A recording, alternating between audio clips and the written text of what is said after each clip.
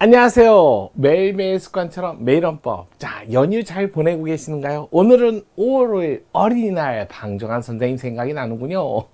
어렸을 때는 이런 기념이나 이런 거 했을 적에 이런 시작되는 연휴라든지 이런 거 참 공부 많이 했던 것 같아요. 어렸을 때. 요즘도 하겠죠.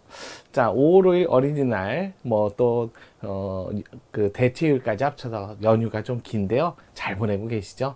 즐겁게 5월을 맞이하고 계실 여러분과 함께하는 매일원법입니다. 오늘 경찰 1차 25년 문제인데요. 재판청권 최신 판례 문제들로 이루어지는데 한번 또 살펴보고 가도록 할게요. 자, 보겠습니다. 5월 5일 월요일 또 25년 경찰 1차 문제, 재판청권에 관한 설명 중 가장 적절하지 않은 거, 그냥 틀린 집을 골라봐라. 자, 기본적으로 재판청구권 살펴보도록 할게요. 자, 기본권으로서 재판조건 제한원법도 쭉 있었는데요. 1항, 2항, 3항 여기까지는 기본적으로 제한원법 당시까지 계속 있다가 이제까지 있다가 4항 드디어 8차 5공화국 때 신설됐죠. 무죄 추정권이라고 그래서 요게 처음 들어왔고, 그 다음에 5항 형사 피해자의 재판 절차 진술권. 요즘에 형사 피해자 입장에서 재판 절차 진술권 요거 9차 때 들어왔는데, 요게 이제 판례가 요즘에 조금씩 보여요. 그러다 보니까 요 문제가 좀 많이 나오고 있어요.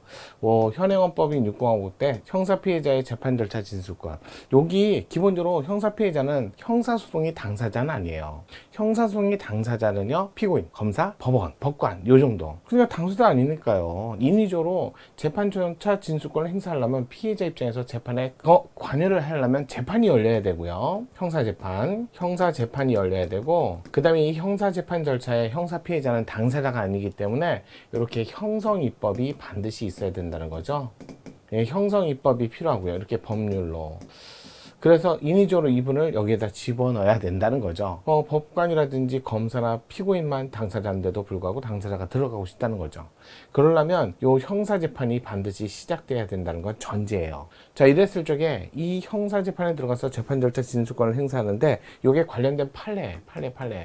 이곳은 판례 정도는 꼭 보셔야 돼요. 자, 현행헌법에 들어온 형사 피해자에서 재판 절차 진술권은, 이 형사 피해자는 생명, 신체, 재산상 피해자를 모두 포함하기 때문에 같이 들어온, 현행헌법에 같이 들어온 범죄 피해자 구조 청구권에 해당되는 범죄 피해자보다는 이쪽이 좀 더 넓어요. 같이 들어왔죠. 이 30조의 범죄 피해자 구조 청구권, 이것도 기본권이 한데, 이 범죄 피해자는 생명, 신체, 그것도 국내 범죄에 국한해서, 그러다 보니까 같이 9차 6공화국 때 들어왔지만 형사 피해자가 조금 더 넓은 개념. 자, 그래서 판례, 기본적으로 판례 나오면 첫 번째, 이 형사 피해자 재판 절차 진술권 판례, 도로교통법의 특별법이죠. 교통사고 처리 특례법. 요 사건이죠. 그래서 이거 4조. 종합보험에 가입했을 때, 그럼 기소를 안 해요. 그럼 형사재판이 안 열려요. 그래서 종합보험에 가입을 했을 때, 그때 당시에는 이 사건이 있을 때는 8대 중대사고였어요. 그래서 뺑소니 같은 중대사고를 제외하고, 종합보험에 가입했을 때 교통사고를 사고 시 기소를 안 한다. 그러니까 재판이 안 열려요. 중대사고는 제외하지만. 그러니까 형사재판 열려야 형사 피해자로서는 재판 절차 진술권을 행사할 수 있는데, 아예 안 열리니까 나는 재판 절차 진술권을 행사할 수 없는 거 아니냐. 그래갖고 요거 기본권 보호의무는 위반은 아니죠. 보호 의무는 위반은 아니었어요. 왜? 최소한 이 정도의 교통사고는 종합보험을 가입하면 피해 구제, 사건 빨리 해결할 수 있잖아요. 그러니까 기본권 보호의무 최소한 보호 조치는 했다는 거예요. 단 결국 37조 2항에 과잉금지 원칙에 반했다는 거죠. 과잉금지 원칙, 금지 원칙, 평등권 침해 요거죠. 과잉 금지 원칙과 평등권 침해 요거 반했다 원칙하고, 그 다음에 차별 취급, 평등권 침해 요거. 그러면서 이 과잉 금지 원칙에 반해서 뭘 침해했다? 27조항의 형사 피해자로서 재판 절차 진술권 침해를 이유로 헌법소원을 해서 결국 과잉 금지 원칙에 반해서 형사 피해자 재판 절차 진술권 침해, 평등권 침해를 인정했던 사건. 자, 두 번째 사건은요, 검사의 자의적인 불기소. 그러니까 기소를 안 하기로 됐으니까 또 형사재판이 안 열리는 거야. 또 그러면 문제가 되는 거죠. 그럴 때 피해자는요, 고소한 피해자, 경우에 한해서만 이분은 고소를 했기 때문에 결국 재정신청 절차를 거쳐요. 요 재정신청 절차가요. 재정신청 절차가 이게 검찰청에 항고가 돼야 진행이 됩니다. 청에 항고가 돼야, 왜냐면 검찰청을 거쳐서 고등검찰청에 상하는 고등법원에 재정신청을 하거든요. 그러니까 고등법원에 재정신청을 하려면 그러려면 뭘 해야 된다? 검찰청법에 근거해서 이걸 해야 된다는 거예요. 그러니까 검찰청법에 근거해서 항고를 해야만 재정신청 절차로서 고등법원을 갈 수 있기 때문에, 만약에 피해자가 고소하지 않았을 때는 아예 검찰청 항고를 통해서 재정신청 절차를 갈 수 없는 거예요. 그랬더니 그런 거야. 고소하지 않은 피해자 입장에서, 고소를 안 한 피해자는, 그러면 이 사람 입장에서는 재판에 들어갈 수 없게 됐으니까, 법원의 재판을 못 하게 됐으니까 이거 억울한 거. 그때 이제 뭐 한다? 그래요. 그래서 27조 5항에 재판 절차 진술권 침해를 이유로, 또 얘는 하는데 왜 저는 못해요? 평등권 침해를 이유로, 이렇게 이유로 헌법소원을 통해서 구제를 받을 수 있다는 거죠. 하지만 고소한 피해자는 검찰청에 항고하고 고등법원에 가서 재판 절차를 거치기 때문에 나중에 헌법소원을 못해요. 물론 항고하고 나서 또 기각 나오면 또 재항고도, 지금은 위헌결정 받고 나서 재항고를 못하게 하는 규정 다시 할 수 있게 됐다는 거죠. 이게 두 번째 판례. 그래서 이제 세 번째 판례가 최근 판례이기도 합니다. 기본적으로 재판이 열려야 되는데 권리행사 반액죄죠. 권리행사 방해죄. 그러니까 재산죄 일종인 권리행사 반액죄, 요거에 친족상도례, 이게 걸리면 기소를 안 해요. 또 그러니까 친족이라는 이유로 기소를 안 하는데, 그렇다 해서 또 권리행사 반액죄의 친족상도례가 위헌이다, 그건 아니고요.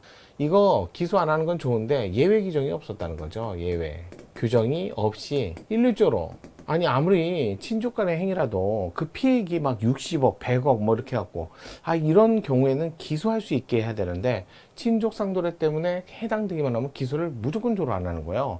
예외 규정 없이 일률적으로. 그래서 헌법 불합치 이거 같은 거 아니에요? 그래서 이런 것들. 그래서 공갈죄도 마찬가지잖아요. 친족 상도례, 공갈죄 재산죄잖아요. 근데 친족이라는 이유로 무조건 기소를 안 해요. 그러니까 헌법 불합치.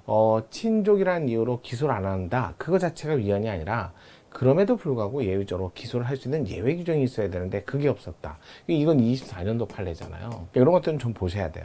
그래서 형사 피해자의 재판 절차 진술권, 솔직히 논리나 이론이나 역사적인 건 간단히 하시고 판례를 좀 중심으로 하시면 돼요. 무죄 추정권은 재판청권에 들어있지만 신체의 자유와 관련돼 있다는 것도 함께 알아두세요. 그래서 27조 4항 무죄 추정권은 형사 피고인까지예요. 까지. 그러니까 이렇게 읽으시면 돼요. 왜냐면 무죄추정은 무죄 확정되기 전까지거든요. 그러면 생각해볼게요. 확정되기 전까지는 재판받는 과정에서는 피고인, 그 전에 피의자, 그 전에 그다음에 피내사자. 아니 조문에 이렇게 됐어요. 까지. 그러니까 확정되기 전까지니까 피고인이 되기 전까지. 그러니까 다 되는 거예요. 피고인도 되고 피의자도 되고 피내사자도 되고. 확정되기 전까지는 무죄로 추정받아라. 이거 신체의 자유와 관련된 조문인데, 근데 이게 들어온 게 8차 때 들어왔는데, 5공학 때 들어왔는데, 우리나라 적법 절차 원칙이 언제 들어왔냐고요? 적법 절차 원칙인 12조. 12조 규정이 이게 현행헌법인 9차 6공화국 때 들어오다 보니까, 이때 들어올 때는 이게 없으니까 나 어디 가? 그렇게 된 거죠. 그래서 재판이 확정되기까지라고 해서 피고인이 되기까지 무죄 추정을 받는다 라고 해서 27조 4항에 자리 잡게 된 거예요. 자, 그러면 나머지 27조 1항, 2항, 3항, 여기는 재판청권인데요. 1항, 2항, 3항에 관한 건 기본적으로 다루진 않은 것 같아요. 기본적으로 우리나라에서 재판청권은 적어도 한 번의 사실심, 적어도 한 번의 법률심을 각각 헌법과 법률에 작용 있는 법관에 의해서 법률에 따른 재판을 받을 권리가 있는 거지. 3심이제, 그 다음에 반드시 최종심이 대법원, 그 다음에 재심, 국민참여재판, 또는 치료감호 청구에 관해서 그거는 재판을 꼭 받아야 된다는 기본권에 포함되지 않고 법률상 권리 등에 해당된다는 것도 알아두셔야 돼요. 자, 27조 2항도 아시죠? 일반인은 군사법원에서 재판을 받지 않아요. 다만 비상계엄 하에서, 또 법률로 규정을 둔 경우죠. 초유포 군용물에 관한 죄, 군사당 기밀에 관한 죄, 요거에 대해서 법률의 규정을 둔 경우에 한해서는 일반 사인도 군사법원에 가서 재판을 받는다. 그런 경우 이외에는 군사법원에서 재판을 받지 않습니다. 예외적인 판례, 그런 것들만 조금씩만 보시면 될 것 같아요. 너무 길면 여러분들이 또 아침부터 너무 긴 거 아니에요? 그럴까봐. 자, 바로 볼게요. 1번 기피 신청. 보통 공정한 재판을, 이거는 명시적으로 돼 있지는 않죠. 하지만 27조 3항에 근거해서 공정한 재판을 위해서 신속 공개 재판, 그러니까 이거는 공정한 재판을 당연히 포함되어 있다. 그러면 공정한 재판을 위해서는 형성입법이 필요하다. 이것도 형성입법. 요 정도는 좀 따라오셔야 돼요. 기본적으로 제척, 기피, 회피라는 제도를 두고 있기 때문에 기피만 있는 건 아니에요. 기피는 신청하는 거고요. 그다음에 제척은요 법정 사유고요. 회피는요 스스로 공정한 재판을 위해서 빠지는 거죠. 자, 이런 기피 신청에 대한 결정이 확정되기 전에 기피 신청을 당한 법관으로 하여금 소송 절차 정지하지 않고 종급 판결까지 선고할 수 있도록 하는 민사소송법 조항 단서 중에 종급 판결을 선고하거나 라는 부분은 공정한 재판을 받을 권리 침해하지 않는 게 아직 확정되지는 않았고요. 또 그거에 다른 불복 절차라든지 여러 다른 절차가 있기 때문에 이것만 가지고 어떤 불이익을 주지 않습니다. 따라서 침해하지 않는다. 맞는 지문이었어요. 이것도 최신 판례. 두 번째, 전자문서 등재 사실을 통지한 날부터 일주일. 여러분 보통요, 여러분이 원서를 쓰거나 시험을 보거나 전자문서, 이메일이나 자 문자 메시지로 성적 보내드려요 라고 하는 본인이 오케이 사인 체크, 그 다음에 전화번호, 이메일 번호 적어야 되잖아요. 전자문서로서 통지를 해주는 건요, 일단은 본인이 동의를 한 경우에만 전자문서 통지를 합니다. 동의가 있으니까. 그러니까 동의했어요. 저 메일로 보내주세요. 저 전자문서로 보내주세요. 동의했어요. 근데 일주일 이내 확인을 하지 않는 때, 통지한 날부터 일주일이 지난 날 송달된 걸로 보는 거는 본인이 동의했기 때문에 어떤 불이익을 주는 건 아니잖아요. 민사소송 등의 전자문서 이용에 관한 법률조항 11조 사항 단서는 재판 처분을 침해한 것이라 할 수 없다. 맞죠? 세 번째, 검사의 불기소 처분에 대해서 항고권자, 고소인 피해자, 고소한 피해자. 고발인은요, 그 고소한 피해자가 사망했을 때는 고발인도 됩니다. 그게 부모님이라면. 그래서 한정에서 검찰청법의 10조 1항의 전문, 고소하지 않은 범죄 피해자, 고소하지 않은 범죄 피해자는 항고를 할 수가 없어요. 검찰청법에 근거해서. 그러면 항고를 못하니까 당연히 재정신청 절차를 이용할 수 없게 되는 거죠. 그렇다고 해서 재정신청 절차를 거치지 못하면 권리구제 방법이 없나요? 헌법소원이라는 게 있잖아요. 따라서 검찰 항고를 하지 못하게 하므로 재판 청구권을 제한한다? 재판 청구권을 제한하지는 않습니다. 다른 우회적인 헌법 재판을 걸 수 있기 때문에 제한하지는 않습니다. 그래서 요거는 3번이 정답이었다.